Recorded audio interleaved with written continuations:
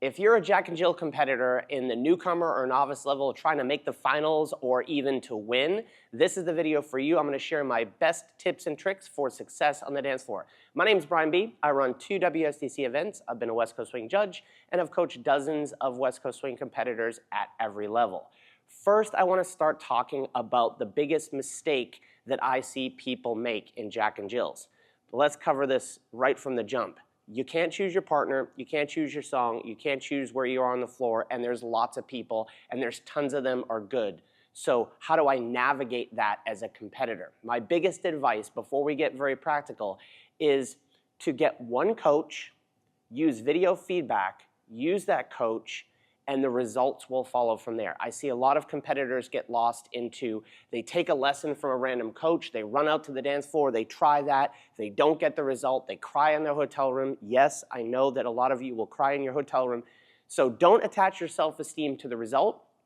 Use the competition for feedback, and the biggest feedback you're gonna get is through your videos and taking them to one coach, because one coach can understand where you are intimately and then give you the skills to level up. And what I see is your results are gonna lag a little bit behind where you think you should be.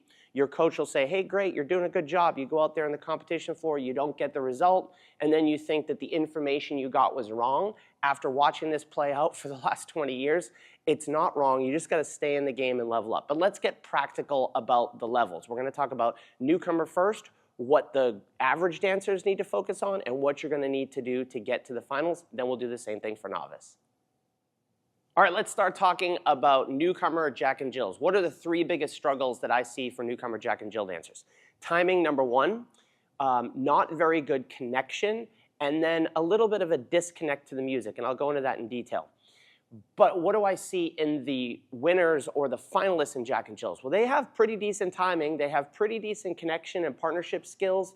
Their footwork is much clearer, although not as smooth and funky as the novice Jack and Jill dancers. So what's my takeaway? My takeaway is I want to focus on clear timing, number 1, right? I'm going to give you the newcomer example because this is actually a guy that danced in one of my competitions, and he did this. He was like 1, 2, 3, and 4, 5, and 6. That is clear timing, yes.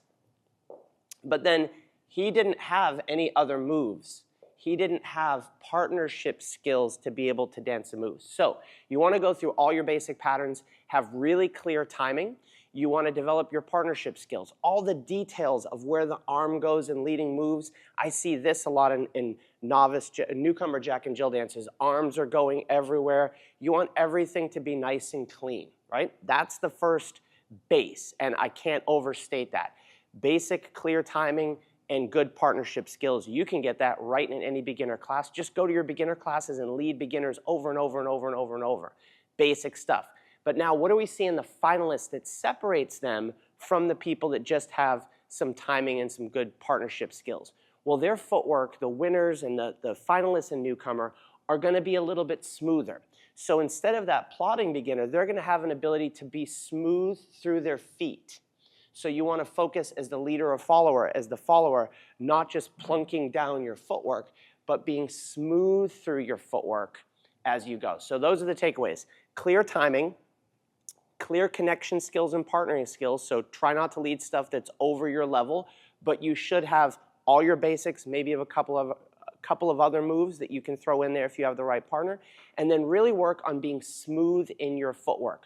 Don't worry about musicality and too much movement. One of the other things we see that makes people look bad at the newcomer level is trying too hard. They try too hard and things are going all over the place. And we're going to talk about that when we talk about novice dancers next. Let's talk about novice Jack and Jill, and specifically what we see in the finalists of novice Jack and Jillers, and why I think this gets a lot of us off track in our progression. So in the finalists, you're going to see good timing, you're going to see good connection and partnership skills, you're going to see smooth footwork, you're going to see a lot more body movement. You're going to see body movement out of leaders and followers. You're going to see harder patterns and musicality that really make the dance come alive. And what I see is people end up chasing those things. The things that jump off the page are the good body movement and the musicality and the cool movements because those seem to attract the most attention. That's what gets all the YouTube views on the Jack and Jill videos. And we want to emulate that. But what ends up happening is we end up with the biggest struggles of Jack and Jill dancers. And this gets us mentally stuck, and it also gets us stuck in our progression of skills. And that is that our connection is still not yet that refined. As we're trying to lead the moves or follow the moves, our connection is not as refined as the people that are actually winning or making the finals. It might appear to us that it is, but it's not quite as good as you think.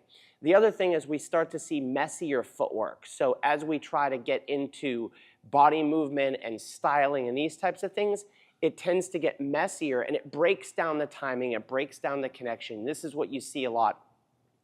You see, I'm going to call it trying too hard. So I know that I need to have clear timing, but I need to be smooth and I need to have good body movement. And then I start moving too much and it becomes too messy. So you're trying too hard. Now on the flip side of this, you might see people struggle, and this might be you, where you're doing everything so perfectly, but you're boring. And this is where the biggest struggle comes in, is people go, well, I'm doing my clear timing, smooth footwork, good connections, and I'm not winning. It's got to be that body movement and musicality that I see on the cool kids. So let me go into adding body movement and musicality and dips and crazy moves, and now you're trying too hard. So the way that I recommend approaching this, and this goes back to what I said in the beginning, you have to have a coach. Every sport, and our sport of Jack and Jill dancing, is kind of the only sport that I know where people take one-off lessons from cool kids on the weekends. I think that that's not how anybody gets really good at something. You need to find one coach. And by the way, the coach doesn't have to be famous. They could just be a local good instructor. Take that person, your videos, and systematically work on, okay, coach, I did my Jack and Jill, I didn't get my result. Let's look at the video. Forget the result. Forget that I think that I need to have all this body movement and musicality. Sure, at the top level, the top 5 or 6 out of 50 people, you're going to need that. But the bottom 45, their timing still is a little bit messy. Their connections are still not very good. Their partnerships not very good. They don't have smooth footwork yet, or maybe the footwork's smooth but not as smooth as it could be. Remember the newcomer dancers? They have smooth footwork but not as smooth as the novice dancers. So I want to work on those skills. I'm going to have to start to have some body movement. So you're going to have to practice dancing by yourself a lot. This is another thing, especially for the followers. You have to be able to move on your own. So you're going to need to work in some body movement. The video is going to be your feedback. Your coach is going to be your feedback. Use that. Level up the skills. Don't try too hard, and then go back to the next competition. Forget the result. You've just done the competition. I don't know if I'm going to get the result from the judges that I want because I can't control who my partner was, where I was on the floor, the song selection. But I'm going to take that video back to my coach and say, hey, coach, did I do that better, yes or no?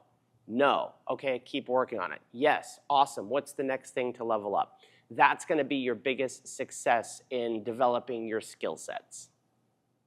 Thanks for staying to the end of the video, but I'd love to hear about you. If you could type in the comments how long you've been dancing, how long you've been competing, and any thoughts that you have. Is there anything here that you think that I missed or anything that you have to add? I'd love to hear it in the comments below. See you on the dance floor soon.